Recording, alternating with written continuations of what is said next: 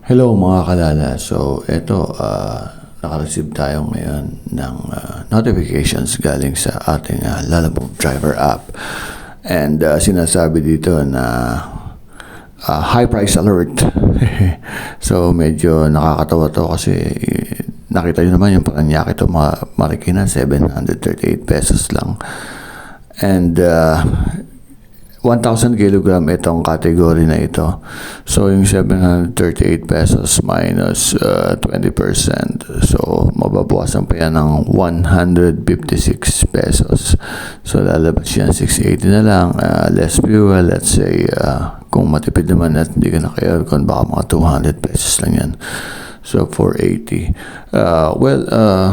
Pwede naman, sige. Kaso kung ikaw may kasamang helper, syempre, iipunin mo pa yung pambayad sa helper mo. Plus yung kung nagba-boundary ka, yung pang-boundary mo pa. So, masyadong mababa ang rate ni Lalamove. Sa ngayon, wala tayong magawa kundi magtiis.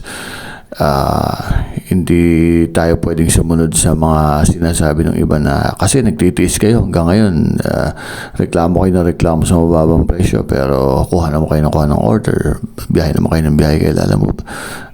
Yung hindi kasi nila naiintindihan, syempre, napasubo na tayo, kagaya niyan, na-encourage tayo ni Lalamove Automotive na kumuha ng sasakyan.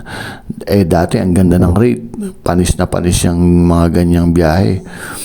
Minimum 1,000 sa experience ko, 10 kilometers, nakakakuha na ako ng 1,000 pesos na booking sa 1,000 kilogram. Wala akong nakikita dati na mababa sa 1,000.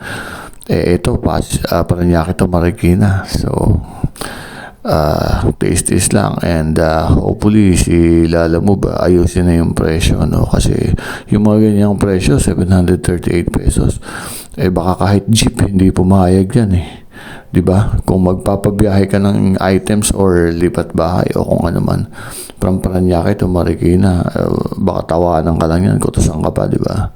So yun lang mga kalala. Update lang tayo dito kung ano yung ating mga nararanasan sa ating pagmamaneho, pakikipag-partner kay Lala.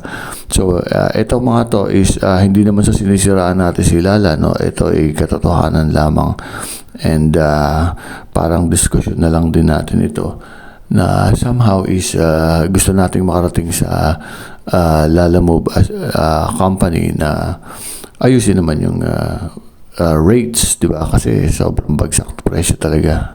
Naintindihan natin na gusto niyo makuha lahat ng customers, kaya lang kailangan alagaan din naman ng ating mga biyahero. Siyempre, business partner nila tayo, di ba? Contractor tayo.